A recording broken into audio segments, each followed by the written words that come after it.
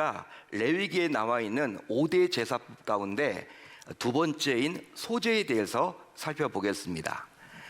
자, 이 소제는 레위기에 나오는 5가지 제사법 가운데서도 아주 독특하고 특별한 제사라고 감히 말할 수 있습니다. 제가 왜 그렇게 이야기를 해드리냐면요, 한마디로 소제는 4개 제사와는 다른 점이 있기 때문이에요. 그것은 바로 소제는 나머지 4개 제사들과는 달리 짐승의 피가 없이 오로지 곡식을 위주로 드려졌기 때문이에요. 다른 것들은요 다 짐승을 잡아서 그걸 제물로 하나님께 올렸거든요. 그런데 소제만큼은요 그렇지 않습니다. 피가 없는 제사예요. 여러분 독특하죠? 자, 오늘 말씀 1절을 보겠습니다. 같이 읽어봅니다. 시작. 누구든지 소제의 예물을 여호와께 드리려거든 고운 가루로 예물을 삼아 그 위에 기름을 붓고 또 그 위에 유향을 놓아. 아멘. 고운 가루로 예물을 삼아. 가루라고 나와 있습니다. 자, 그렇다면 이제 다음과 같은 의문이 생겨요. 우선 하나님께서는 소제의 경우 왜 피 없이 곡식으로만 드리라고 요구를 하셨던 것일까? 더욱이 곡식으로만 드려도 하나님께서 받으시겠다고 하신 이유는 과연 무엇 때문일까? 또 소제는 비교적 드리는 횟수가 많았습니다. 여러 번 드렸단 말이에요. 다른 제사에 비해서. 왜 이렇게 소제를 자주 드리라고 요구하셨던 것일까? 또한 소제를 드릴 때에는 누룩이나 꿀을 넣지 말라고 했는데 이렇게 하셨던 특별한 이유가 있는 것일까? 심지어 소금을 치라고 했는데 육식 제물도 아닌데, 우리가 여러분 고기를 할 때는 소금을 친다고 칩시다. 곡식인데 예물이 왜 하나님께서는 이 곡식에다가 소금을 치라고 했던 것일까? 실제로 오늘 말씀을 깊이 묵상해 보면요, 이런 다양한 의문들을 우리가 가지게 됩니다. 여러분들이 성경을 읽으실 때 그냥 읽지 마시고 좀 고민하시고 좀 의문을 가지고 읽으시면 훨씬 여러분 이제 궁금증이 많이 해소가 될 거예요. 이런 의문을 갖게 되는 거죠. 우선 소제의 뜻을 살펴보면 소제란 말은요, 크다, 작다 할 때의 작을 소자가 아니에요. 한자어로 작을 소자를 쓰지 않습니다. 바로 제사할 때 쓰는 밀가루가 하얗기에 하얀 것을 드린다라는 뜻의 의미를 담아서 소제라고 한 것입니다. 하지만 소제는 피가 없이 곡식으로만 드렸던 제사인지라 분명히 간소화된 제사임에는 틀림이 없어요. 여러분 한번 생각을 해보세요. 동물을 잡아서 드리는 제사는요 복잡할 것 같아요. 여러분 그렇죠? 그 절차도 복잡하고요, 그 피를 어떻게 처리를 해야 되고 가죽을 벗겨내고 도축하는 그 작업이 만만치 않아요. 그것에 비하면 이 가루를, 밀가루나 이런 곡식을 가지고 빻아서 드리는 이 소제는요 비교적 간소화된 제사라고 감히 말할 수 있겠죠. 따라서 소제는 간소화된 제사라고 여러분들이 보시면 좋겠습니다. 소제가 무엇이라고요? 간소화된 제사다. 자, 그렇다면 소제의 목적은 과연 뭘까요? 소제의 목적이 무엇입니까? 소제를 드리는 목적은 바로 속죄받은 자들이 하나님께 드리는 감사 제사입니다. 할렐루야, 할렐루야. 감사 제사라는 거예요. 감사 제사다. 따라서 하나님께서 베풀어 주셨던 은혜에 대한 감사와 헌신의 다짐을 소제를 통해서 자발적으로 고백했던 거예요. 그런즉 보통은 속죄받은 자들이, 즉 번제를 드린 자들, 번제를 통해서 속죄받았지 않습니까? 죄를 용서받지 않았습니까? 이 속죄받은 자들이 이 번제와 함께 드렸던 감사 제사가 바로 무엇이다? 소제였습니다. 그러기 하나님, 내 죄를 속량해 주심에 감사를 드립니다. 여러분, 이런 의미에서 드렸던 제사가 바로 무엇이다? 소제입니다. 그러기에 목적을 가지고 하나님께 나아갔는데 하나님께서 자신의 목적을 이루어 주심에 대해서 이제 감사의 표시로 드렸던 것이 곧 소제라는 거예요. 따라서 물론 예외는 있겠지만 소제는 거의 번제와 함께 또 다른 제사와 함께 곁들여서 드려졌어요. 소재만 드리는 경우는 거의 없고, 뭐 특별한 경우에는 있겠죠. 대부분의 경우에는 번제를 드리면서 함께 드렸거나, 그게 아니면 다른 제사를 드리면서 함께 드려진 제사가 바로 소제라는 거예요. 여러분, 그러면 하나님께서 자기 백성들에게 번제를 비롯하여 다른 제사와 함께 굳이 소제를 드리라고 했던 이유는 과연 무엇 때문일까요?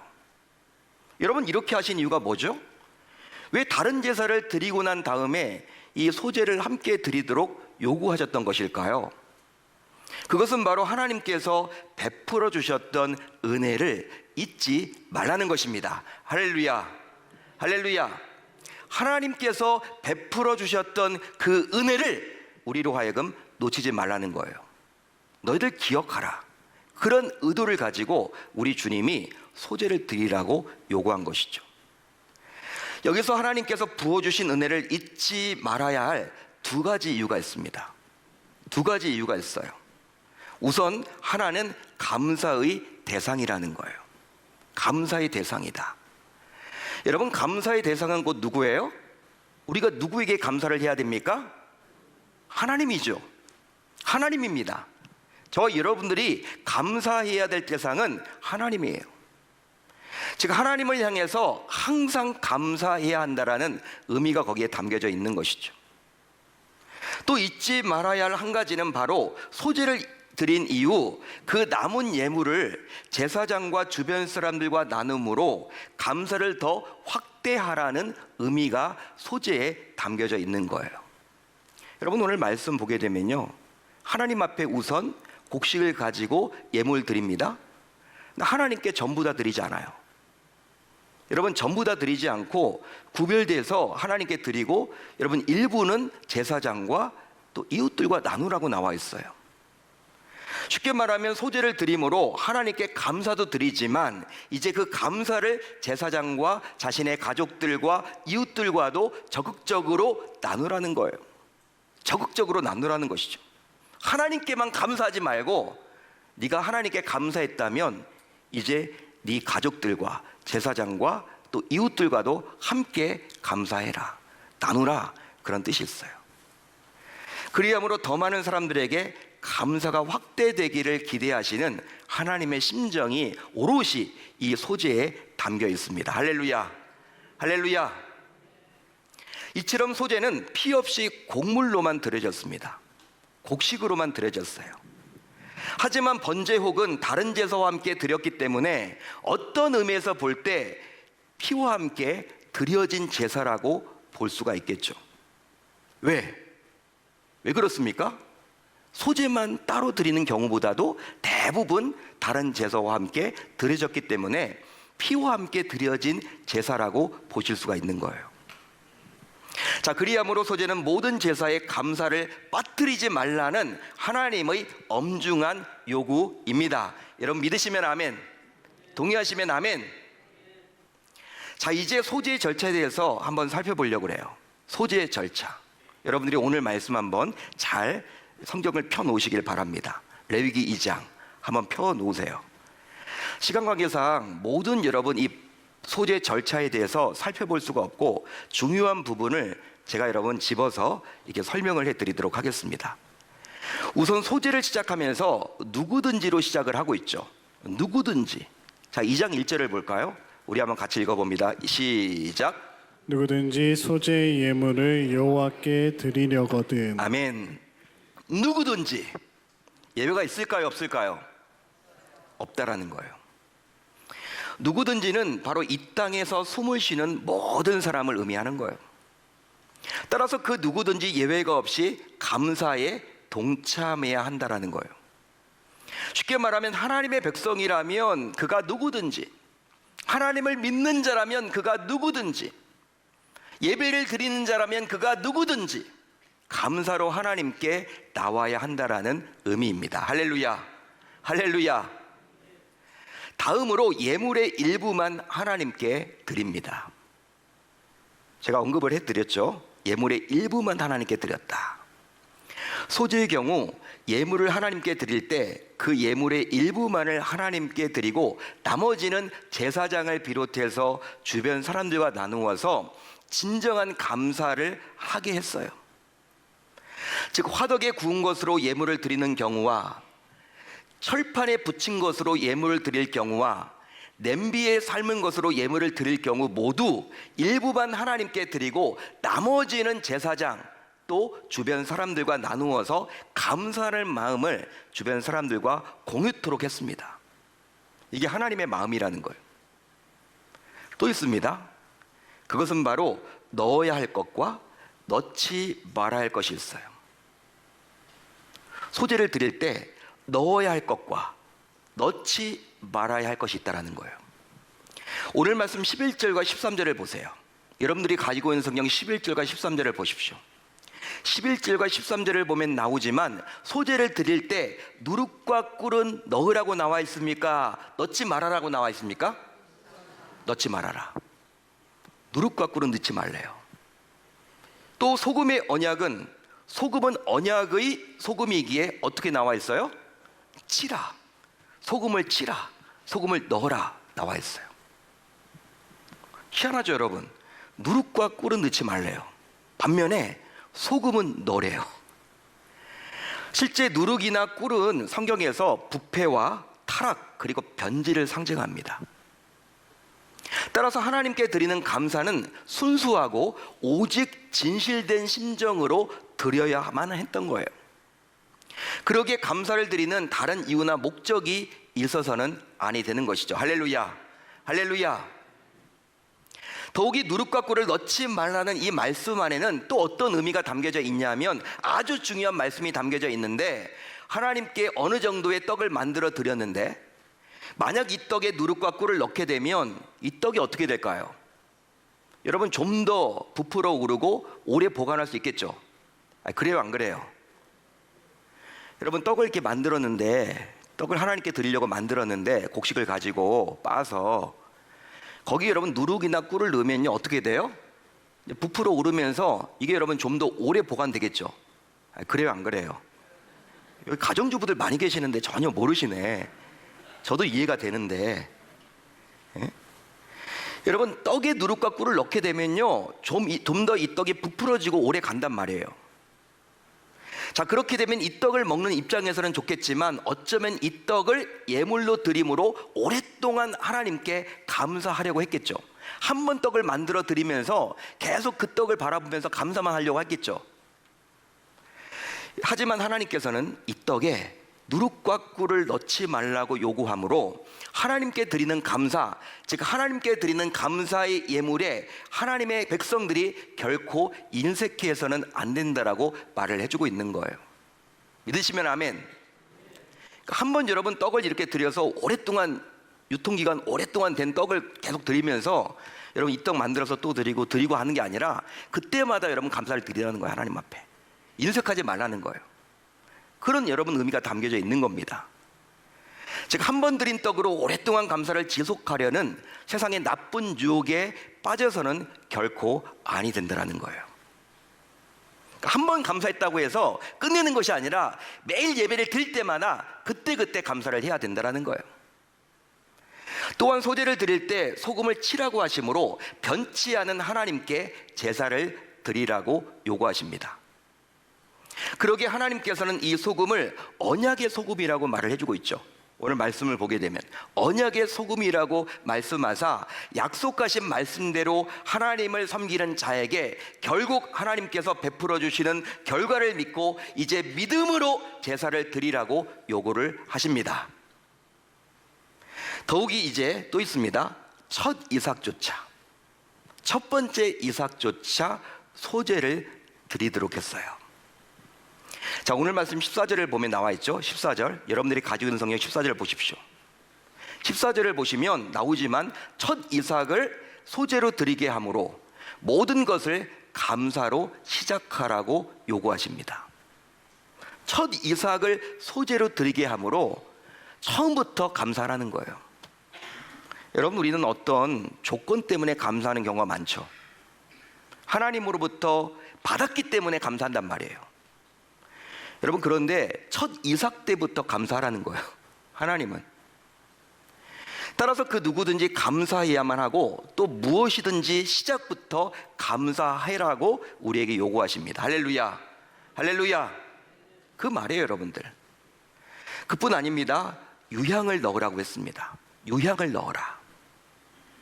실제로 재물에 타는 냄새는요, 불편할 수밖에 없어요. 여러분, 동물이나 식물이나 타는 냄새는 좋은 게 아니에요, 여러분. 여러분, 역한 냄새지 좋은 냄새가 나질 않습니다. 태운다라는 것은요. 이것은 화제의 특징이라고 감히 말할 수 있는데요. 그래서인지 하나님께서는 소제를 드릴 때 유향을 넣으라고 했어요. 유향. 그리함으로 하나님께서 자기에게 올려지는 냄새와 연기를 향기롭게 받으시려고 했음을 이제 신자인 우리 모두 기억할 수 있어야 할 줄로 믿습니다. 믿습니다. 사랑하는 성도 여러분, 신자인 우리는 과연 얼마나 하나님께 감사를 드리고 있습니까? 여러분들은 얼마나 하나님 앞에 감사를 드리고 계십니까? 오늘 살펴본 소재에는 감사의 정신이 아주 강하게 내포되어 있어요. 여러분, 오늘 말씀의 배경을 여러분들이 놓치시면 안 됩니다. 바로 출애굽한 자신의 백성들에게 하나님께서 모세를 통해서 주신 메시지예요. 출애굽을 했다라는 것은요, 구원받은 하나님의 자녀들이에요. 그러니까 구원받지 못한 하나님의 자녀들은요, 오늘 말씀이 의미가 없어요. 그렇지만 내가 교회를 다니고 내가 하나님의 자녀라고, 내가 하나님의 자녀로서 살기를 원하는 자라면 오늘 말씀이 아주 우리에게 주시는 교훈이 있다는 것이죠. 자, 그렇다면 신자인 우리는 이제 예배 드릴 때 어떻게 감사하면 좋을까요? 여러분, 예배를 드릴 때 어떻게 감사하면 좋을까요? 우선 구원의 은혜야말로 감사할 첫 번째 이유임을 기억하며 매 예배 때마다 구원받은 은혜에 대해서 감사해야 하겠습니다. 여러분, 예배 이제 오실 때마다 하나님이 나를 여기 불러주셨구나. 내가 하나님의 자녀이기 때문에 이렇게 하나님께 나아갈 수 있는 특권이 있는 거구나. 구원받았음에 대해서 감사하시길 바랍니다. 11시 딱 돼서 여러분, 우리가 예배를 드려요. 물리적인 예배는 시작됐습니다. 내가 하나님 앞에 드리는 개인적인 그 예배는요, 내가 감사 없이 이 자리에 나와 앉아 있다면 예배가 아직 시작되지 않은 거예요. 하나님은 그렇게 여기신다라는 것이죠.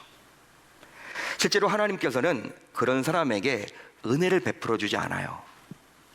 즉, 감사가 없이 드려지는 예배를 드린다고 하더라도 하나님께서는 그 예배자에게 은혜 베풀기를 주저하신다라는 것입니다. 그 이유는 바로 감사가 예배와 함께 드려질 때 우리 하나님은 그 예배를 기뻐하고 받으시기 때문입니다. 할렐루야, 할렐루야. 자, 그렇다면 이제 이 말씀을 들은 우리 모두 다음과 같이 다짐하고 결단을 해 봅시다. 바로 모든 일에 감사해 봅시다. 모든 일에 감사해 봅시다. 즉, 범사에 감사하라 라는 바울의 명령을 가볍게 여기지 말고 무겁게 여겨서 이제 삶 속에서 순종을 한번 해 봅시다. 실제로 신자의 감사는 불신자의 감사와는 수준에서 차이가 나는 것이죠.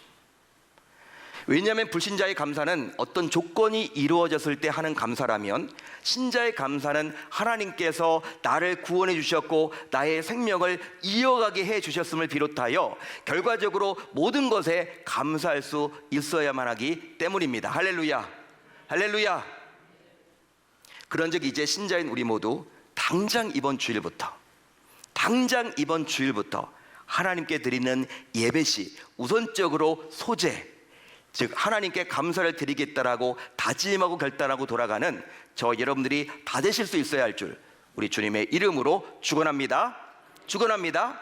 이번 주일부터 드리는 예배 시간에 여러분들이 감사하는 마음을 가지고 예배를 시작해 보시기를 바랍니다.